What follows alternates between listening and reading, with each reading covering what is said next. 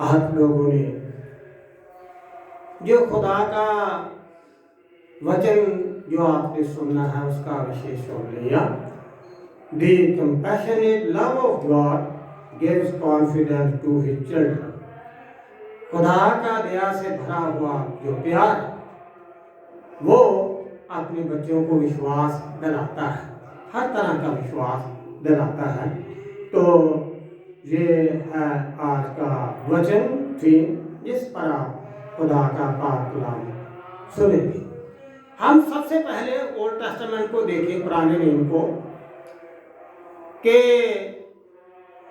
एक वक्त में वो भी वक्त था जब खुदा का नाम लेना एक, हम ये कहें कि गुस्सा समझा जाता, बुरा समझा जाता था, जब पाप समझा जाता था। आपने जब कमांडमेंट्स में सुना तू अपने खुदा का नाम व्यर्थ मत लेना, मतलब जो खुदा का नाम था यहोवा, जिसको इब्रानी शब्द है यहावे, जिसका मतलब यह है मैं जो हूं सो हूं, ये है असल में यहोवा का मतलब मैं हूं। पर रब का ये नाम लेना भी ये बहुत, हम ये कहें कि बड़े डर की बात होती थी। पर यही एक बात थी कि उसके बाद फिर खुदा का नाम जो है इलोहीम रखा गया, जिसका मतलब है परमेश्वर, हम जिसको हम खुदावन कहते हैं, परमेश्वर इलोहीम, मतलब ये नाम हम ले सकते हैं, परमेश्वर हम नाम ले सकते थे। पर जो यहोवा था वो गुस्से वाला, बदला लेने वाला, बाप दादों की चौथी पीढ़ी तक बदला लेने वाला वो परमेश्वर था। उसमें खुदा का जो गुस्सा बहुत बताया गया। और पर जो इलोहीम है उसका मतलब ये है कि जो खुदा है वो गुस्से में कम, रहम करने में बहुत ज़्यादा। तो ये है परमेश्वर शब्द का या खुदा शब्द का मतलब इलोहीम, तो उसका मतलब है ये गुस्से में कम, रहम करने में बहुत ज़्यादा। तो हम ये देखें कि ये खुदा है कि जो कि उसने अपने आप को इस बात का ज़ाहिर किया कि मैं गुस्से में कम हूँ। ठीक है, गुस्सा भी होता है खुदा में थोड़ा बहुत, पर दया जो है हम ये कहें उसकी 90% है, 90%। तो बहुत दया से भरा हुआ परमेश्वर है और वो हमारे साथ भलाई करता है। अगर आप ज़बूर 40 पढ़े, वहाँ पर लिखा चाह कर देखो कि खुदा कितना भला, अच्छा भला, खुदा है ही भला, जो सारी सृष्टि को चलाता है, सारी दुनिया को चलाता है। तो उससे हम ये कहें उससे भला कौन कोई हो सकता है, वो खुदा भला है।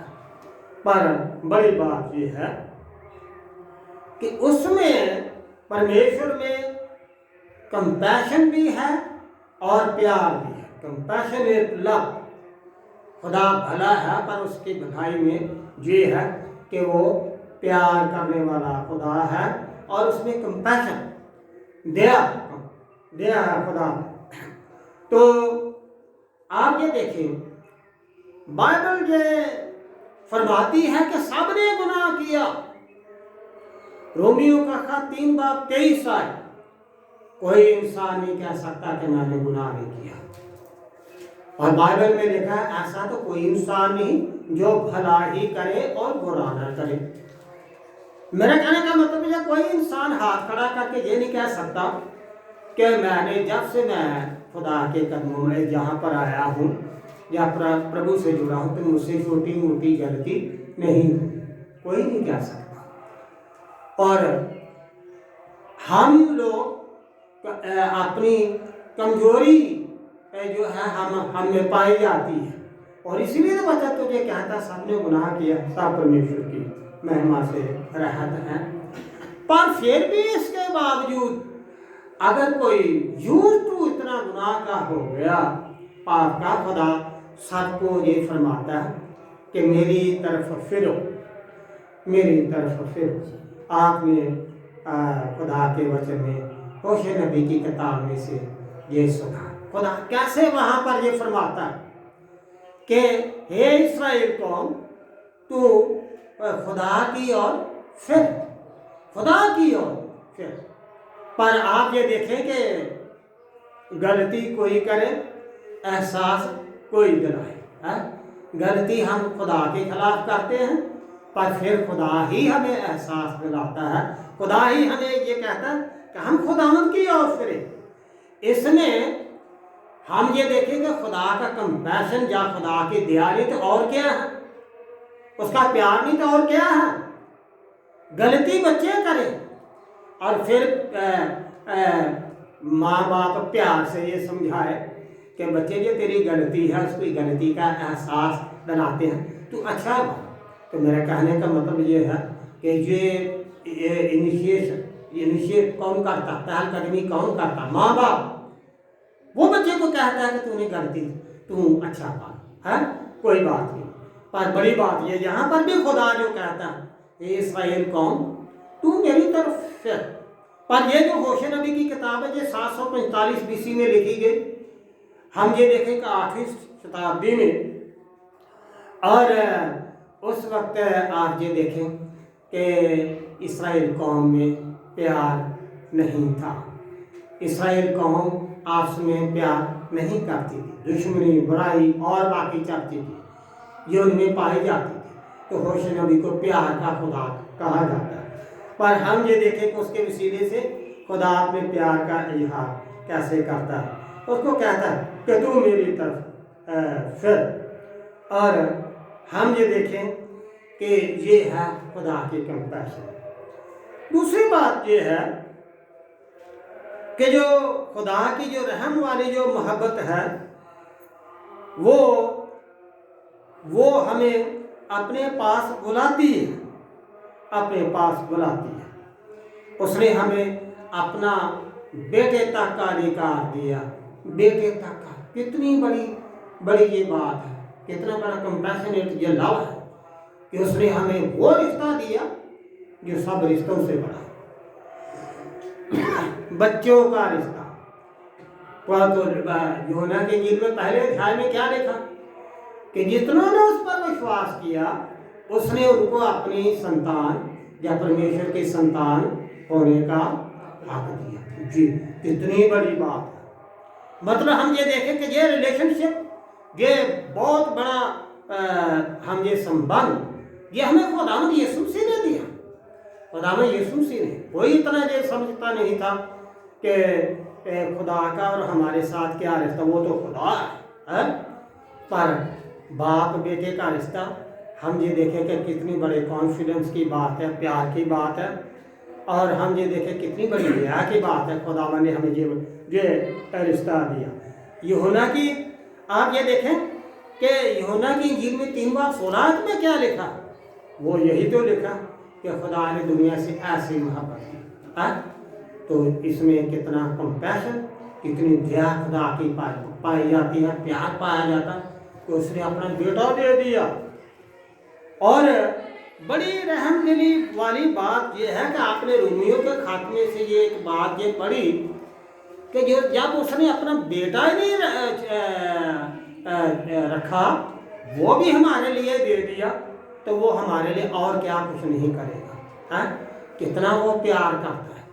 कितने हम ये देखें कि इसमें खुदा की कितनी बड़ी कंपैशन, दया और खुदा का प्यार है कि उसने अपना बेटा दे दिया। जो कुछ उसका था वो भी उसने दे दिया, इकलौता बेटा है। इकलौते का मतलब ये होता है कि जिसके साथ सब कुछ जुड़ा हुआ, जिसको हम ये कहते हैं उर्दू में जानशीन। उसका मतलब है तख्त पर बैठने वाला, है तख्त पर बैठने वाला, ठीक है, मालिक। तो ये होता है बेटा, बड़ी सुपरनैचुरल डिग्री है। और ये वो दर्जा जो खुदा किसी के साथ नहीं बांट सकता, पर उसने अपने बेटे को, यीशु मसीह को अपना ये बेटा कहा। तो हम ये देखें उसके वसीले से खुदा ने हमें भी अपनी संतान होने का हक दिया। ये देखें ये कितनी बड़ी रहम दिली है, कितना बड़ा कंपैशन है, दया खुदा की। तो हम ये देखें कि वो कैसे पापियों को ये अपने पास बुलाता है और उसमें कितनी भारी है। पर आज जो खास बड़ी बात ये है, आप वो जो लूका की इंजील का हवाला वो बड़े ध्यान से ये सुने। आपने 7 बार में से सुना लूका की इंजील में से, तो इसमें से आप बड़े अच्छी तरह से खुदा की कंपैशन और उसका प्यार समझ सकेंगे। आप ये देखेंगे कि 7वें अध्याय में कितनी बातें हुई। खुदावंद यीशु मसीह ने लोगों से बातें की और उनको बहुत सी बातें बताई। वो लोग चिन्ह मांगते थे तो यीशु मसीह ने ये कहा, योना नबी के बिना और कोई चिन्ह आपको नहीं दिया जाएगा।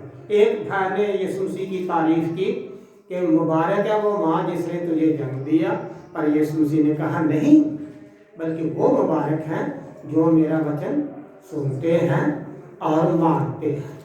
उसने ये कहा कि मुबारक वो है, तू बहन समझी नहीं है, तू मेरी माँ को मुबारक कहती है, बल्कि मुबारक वो है ये हैं जो मेरे सामने बैठे हुए हैं। आप ये देखें कि खुदावंद यीशु मसीह ने उस बात को भी दुरुस्त किया और फिर उसने एक तालीम दी कि कुछ कि तुम्हारी जो दिया वो तुम्हारी आँख है। अगर आँख ही अंधेरी है तो अंदर कितना अंधेरा होगा। उसका मतलब ये है कि जैसे ये रोशनी है हम देखते हैं, पर अगर खुदा न खास्ता अगर हमारी आंखें ना हो तो आप कैसे देखेंगे? आप कहेंगे कि भाई साहब ये आप स्वीट है खा लो, तो मैं फिर ऐसे ऐसे देखूंगा कहाँ पर रखी है तो फिर मैं उसको खाऊंगा, पर मुझे देखती तो नहीं। आंखें जो है जो दिए का काम करती हैं और इसी से हमें हमारा अंदर का भी जो है रोशनी होती है। पर यीशु मसीह ने कहा अगर यही अंधेरी हो जाए, यही हम ये कहें अंधेरा हो जाए, अंदर कितना अंधेरा होगा। उसका मतलब ये है कि हम आंखों से कितना गुनाह करते हैं, कई तरह के गुनाह करते हैं। तो उसका मतलब ये है कि हमें इस बात का ध्यान रखना चाहिए। आज के वक्त में जो ज़्यादातर गुनाह वो इसी तरह से होता है। पर ये सारी बातें होने के बाद एक फरीसी ने यीशु मसीह को इनविटेशन दिया, अपने घर में बुलाया कि आज मेरे साथ खाना खा। शायद उसने वो बड़ी बातें सुनी जो यीशु मसीह ने वहाँ पर ये 7वें अध्याय में बताई थी। और उस वक्त जो नान की विधवा का बेटा था वो भी जिंदा किया हुआ था और भी बड़े मौजे होते थे। तो वो फरीसी ये चाहता था कि मैं अपने घर में बनाकर यीशु मसीह को बड़ी बारीकी से समझूं और इसको समझूं कि ये कौन है जो इतने इतने बड़े काम करता है, और कौन है जिसके सामने फरीसियों, शास्त्रियों और रबियों की बोलती बंद हो जाती है। जो बड़े बड़े धर्म गुरु हैं उनकी भी बोलती बंद हो जाती है। ये है कौन है? वो उसके विषय में जानना समझना चाहता था, इसलिए उसने उसको अपने घर में बुलाया। तू आज मेरे साथ खाना खा। और बड़े तवज्जो की बात है, इनविटेशन तो दिया, पर जो सदाचार या हम ये कहें जो इज्जत खुदावंद यीशु मसीह की करनी चाहिए थी वो उसने नहीं की। उसने पानी नहीं दिया पाँव धोने के लिए। आप ये जानते हैं आज जैसे हमारी सड़कें बनी हैं, जो घोड़ेवा के जो पहले ईंटों की सड़क थी वो भी अब पक्की हो गई। पर आप ये देखें कि आज से हम ये देखें कि 2000 साल पहले ये सड़कें नहीं थी, कच्चे रास्ते हुआ करते थे, धूल वाले, मिट्टी वाले। और लोग जो है वो तश्मों वाली जूती नहीं पहनते थे, इससे आदमी 1 किलोमीटर भी नहीं चल सकता। सैंडल पहनते थे, खुली जूती पहनते थे। तो यीशु मसीह भी वैसी जूती पहनते थे। तो आप ये देखें कि उस वक्त जो डस्ट जो था, मिट्टी जो थी वो घुटनों तक आ जाती थी, बहुत भरे हुए होते मिट्टी से पाँव। और जिस घर में भी जाते थे वह बुलावा होता था तो उनको ड्योढ़ी में उनके पाँव धुलाए जाते थे और फिर उसको चूमा जाता था, गाल पर चूमा जाता था, फिर उसके सिर पर तेल लगाया जाता था। पर यीशु मसीह को बुलावा तो दे दिया, पर उस भाई ने कुछ भी नहीं किया, यीशु मसीह के साथ कुछ भी नहीं किया। ना पानी धोने के लिए पाँव धोने के लिए पानी दिया, और ना उसको चूमा, ना उसके सिर पर तेल लगाया। वैसे ही हम ये देखे कि प्रभु भी वैसे जाकर वहाँ पर मेरे पर या हम कुर्सियों पर बैठ गया, यहाँ पर उनके लिए जगह मकर की थी। पर एक बहन वहाँ पर आई, बिन बुलाए हुए, बिन बुलाए वो आई। उसको पता चला कि खुदा में यीशु मसीह यहाँ पर आया, भोज में आया है, और वो आई बड़ी खुशी के साथ, बड़े हम ये कहें दुख के साथ वो बहन आई मिलने के लिए, देखने के लिए, और वो यीशु मसीह का शुक्रिया अदा करना चाहती थी। और वो एक हम ये कहें यीशु मसीह के साथ एक बड़ी भलाई करना चाहती थी। उसने भीड़ में बहुत बार वचन सुना खुदावंद यीशु मसीह का, और पर उसने वचन जब सुना, कई बार सुना होगा, उसकी जिंदगी बदल गई, और अब वो प्रभु से बड़ी नज़दीकी से मिलना चाहती थी, उसके साथ भलाई करना चाहती थी, उसके साथ प्यार करना चाहती थी।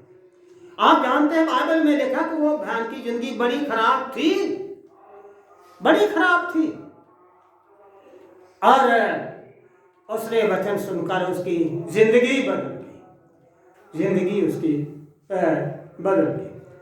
और बड़ी बात थी जो उसके जिंदगी में, वो थी रोजाना के खतरे, और फिर लोगों से अलग सेपरेशन, और बड़ी बात है कि फिर उसको अपने से नफरत, अपने आप से, अपने कामों से, और खतरे भी। आप जानते हैं कि उस वक्त में ऐसे कोई बहन होती थी, अगर कोई देख ले, कुछ भी हो जाए तो पत्थर मार के उनको मारने का हुक्म था।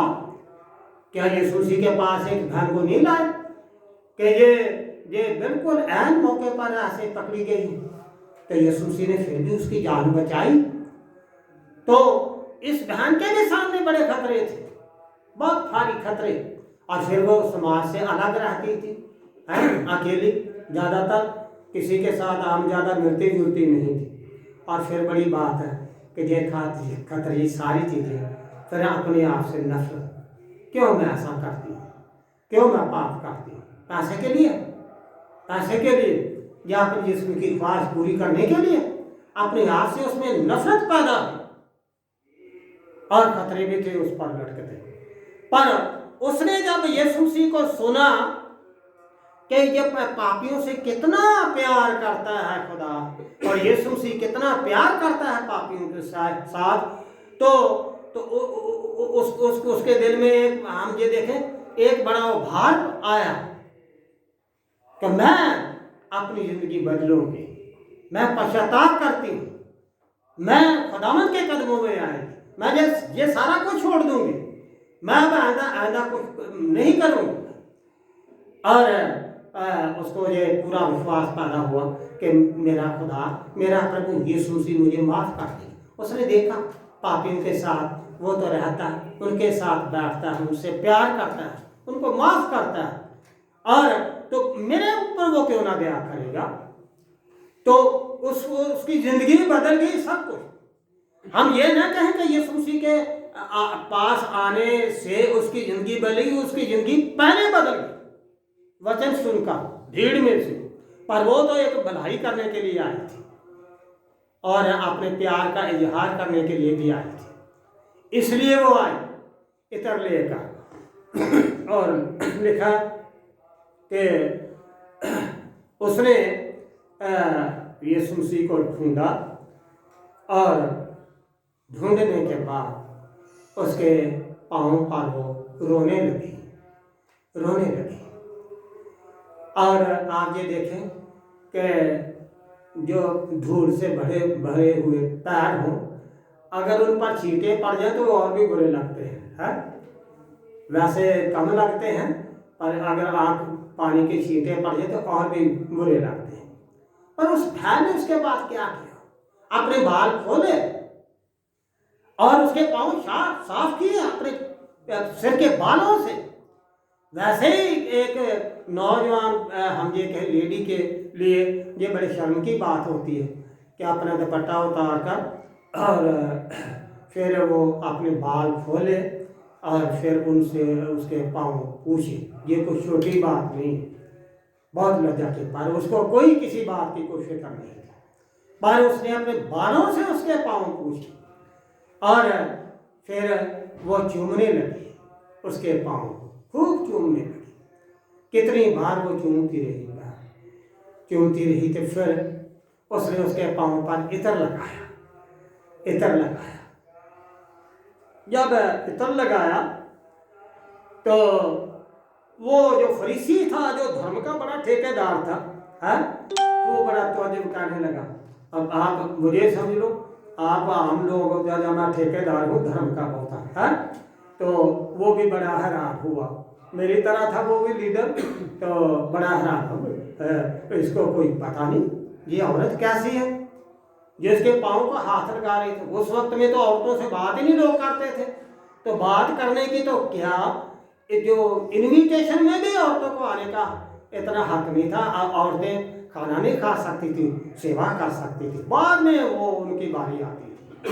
तो वो फरीसी सोचने लगा कि क्या प्रभु को इसको पता नहीं है, मैं तो समझता था कि ये नबी है और ये समझ जाएगा कि ये ध्यान कैसी है और इसको कहेगा हट जा, पीछे हट जा, है। पर ये तो बड़ा खामोश रहा, ये नबी कोई नहीं है, ऐसा उसने सोचा उस फरीसी ने, क्षमा उन्हें। पर आप ये देखे जब वो तवज्जुह कर रहा था तब खुदावंद यीशु मसीह ने एक उससे बात की, क्षमा मैं तेरे साथ एक बात करना चाहता हूँ। उसने कहा प्रभु जी करो। उसने कहा किसी मालिक के 2 कर्जदार थे, 2 कर्जदार, एक 500 दिनार का, एक 50 दिनार का, है। उस वक्त दिनार जो होता था ये एक मजदूर की 1 दिन की मजदूरी थी, 1 दिनार, एक 500 का, एक 50 का। जब दोनों के पास कुछ नहीं था तो जो मालिक है, जो शाहूकार था, उसने दोनों को माफ कर दिया। यीशु मसीह ने उससे खुद सवाल पूछा तो उन दोनों में से कौन प्यार करेगा, कौन प्यार करेगा अपने मालिक को। वो कहने लगा कि उसको वो ज़्यादा प्यार करेगा जिसको 500 माफ़ किया। उसने कहा तूने ठीक कहा। यीशु मसीह ने उसी से फैसला लिया और उसी के फैसले से वो दोषी ठहरा, फरीसी दोषी ठहरा, गलत ठहरा। और यीशु मसीह फिर उसको कहते हैं क्या तू इस औरत को देखता है? तूने क्या समझा इसको? मैं तेरे घर में आया, तूने पानी नहीं दिया मेरे पाँव धोने के लिए, तूने मेरा तूने मुझे वो किस नहीं दी, है, समझते मेरी बात? चलो, तूने मेरे सर पर तेल नहीं मारा, पर जब से मैं आया ये बहन मेरे, ये बेटी मेरे पाँव जो है इसने अपने आंसुओं से साफ किए, अपने बालों से साफ किए, फिर इसने चूमती रही मेरे पाँव को, और फिर इसने मेरे पाँव पर, तूने तो तेल लगाना था, इसने इत्र लगाया। इसलिए इसने प्यार बहुत किया और जो बहुत गुनाह इसके मुआफ हुए, जो बहुत गुनाह वो इसके माफ हुए, बहुत उसके माफ हो गए, पर फरीसी के लिए। आप ये देखें कि वो बहन जो थी वो तो एक ही गुनाह की, हम ये देखें कि एक ही उसकी जिंदगी में गुनाह था, वो था जिस्म का गुनाह। पर उस फरीसी के अंदर कितने गुनाह थे, कितनी तरह के गुनाह। हम ये देखें कि उसमें बहुत सारे गुनाह थे। एक तो हम ये देखें तो वो बड़ा खुद गर्व था, फिर वो घमंडी था, है? और फिर आप ये देखें कि वो आत्मिक रूप से भी वो गलत था, है? रूहानी तौर पर भी गलत था। कपटी जिसको हम कहते हैं कपटी।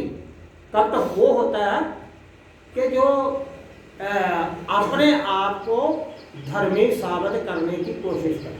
वो अपने आप को धर्मी साबित करने की कोशिश कर रहा था कि मैं अच्छा हूँ, है? पर अच्छा नहीं था, अच्छा नहीं था।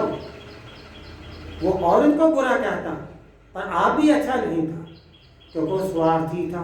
कई तरह की उसकी ज़िंदगी में कमियाँ थी, पर उस बहन में एक ही कमी थी, जिस्म की, पर उसमें कई तरह के गुनाह थे, कई तरह के। तो आप ये देखें, तो हम ये इसीलिए तो ये कहता हूँ, प्रभु ने कहा इसलिए इसके जो गुनाह बहुत हैं वो माफ़ हुए, क्योंकि इसने प्यार बहुत किया है, इसने प्यार बहुत किया। हम यहाँ पर जो शाहूकार है यीशु मसीह को समझे, खुदा को समझे। 50 के जो कर्जदार हैं वो फरीसी, तो 500 के वो भैन है, 500 सिक्कों की जो कर्जदार है वो बहन थी, और 50 का फरीसी। पर हम ये देखें कि उस बहन को माफी मिली, क्योंकि उसने प्यार बहुत किया। वो खुदा में यीशु मसीह के कदमों में झुकी, विश्वास तो पहले करके आई थी, पर उसने ये बड़ी बात ये थी कि प्रभु से वैसे करीब से मिलना चाहती थी, है? तो यीशु मसीह ने उसको क्या कहा? यीशु मसीह ने ये कहा ऐसा कि तू ईमान से शांति से अपने घर में चली जा, बेटी तेरे ईमान ने तुझे बचाया, कामों ने नहीं। हाँ ठीक है, काम करने भी अच्छी बात है, पर फिर भी हम ये देखें, अगर काम इतने अच्छे हम सारे ही अच्छे कर पाते तो यीशु मसीह को इस दुनिया में आने की जरूरत ही क्या थी? क्या जरूरत थी यीशु मसीह को इस दुनिया में आने की? हमें कुछ ना कुछ 19-20 की तो गलती रहती है? तो बड़ी बात ये है, पर फिर भी हम ये देखें कि हमारी मुक्ति ईमान के वसीले से और खुदा के दया के वसीले से, और किसी तरीके से इतनी नहीं है। हम कामों पर भी इतना घमंड नहीं कर सकते। और यशायाह के किताब में 42 बार में लिखा, इंसान के काम तो एक गंदे चितरे के समान। हम घर में पोछा लगाते हैं तो हम पोछा कहाँ पर जाकर रखते हैं? जहाँ वाइपर, तो क्या हम उसको अलमारी में जाकर रखते हैं? बिल्कुल नहीं। तो हम बाहर रखते हैं उसको, जो पोछा होता है कपड़े का। तो मेरा कहने का वहाँ पर लिखा इंसान के काम ऐसे हैं। तो हम ये देखें तो यीशु मसीह ने इसीलिए उस बहन को कहा तेरे ईमान ने तुझे बचाया, बेटी शांति से चली। और ये भी कहा आइंदा ऐसा नहीं करना, आइंदा गुनाह नहीं करना। उसका मतलब ये नहीं है कि यीशु मसीह ने उसके पापों को ढांपा और यीशु मसीह ने उसको वार्निंग नहीं दी। यीशु मसीह ने उसको कहा आइंदा ऐसा नहीं करना। पर आज ये देखें कंपैशन का, कितना कंपैशन, कितनी दया पापियों के साथ। और ये अगर वो बहन की हिम्मत बड़ी खुदा में यीशु मसीह के पास आने की, तो इसी बात पर कि रब जो है वो दयालु है, वो उसका प्यार दया से भरा हुआ। अगर ये पता लगता तो डांटे पड़ने तो वो कभी ध्यान खुदा के कदमों में नहीं आती। समझ गए मेरी बात? वो बहन आती पर कभी ऐसे यीशु मसीह के कदमों में, उसको पता है कि मुझे डांटे पड़नी है या सजा मिलनी है, तो वो कभी ना आती। पर आप ये देखें कि यही डर लोगों की जिंदगी में से खुदा यीशु मसीह ने उतारा कि खुदा माफ करता है, प्यार करता है, डरो मत। और जकी को भी क्या पता था कि यीशु मसीह मेरे घर में आएगा कि नहीं, पर यीशु मसीह ने कहा नीचे आ, आज मैंने तेरे घर में नहीं जाना। उसकी हिम्मत बढ़ गई, वो जल्दी जल्दी से अपने घर में लेकर गया। ये है खुदा का कंपैशन, खुदा की दया और प्यार। अगर ये चीजें, इसी चीज ने अट्रैक्ट किया लोगों को, पापियों को खुदा की तरफ मोड़ा।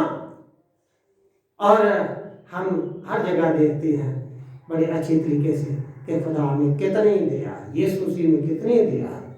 और बड़े से बड़े पापी को भी वो माफ़ करता है, प्यार करता है, क्योंकि इस दुनिया में आया इसीलिए कि वो सबको बचाए।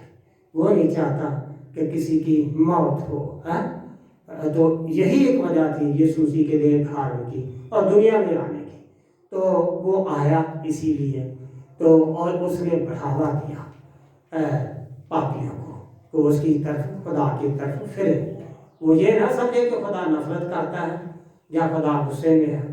तो यीशु मसीह ने इस बात को याद किया कि खुदा प्यार करता है, उसका दिल जो है वो दया से भरा हुआ है।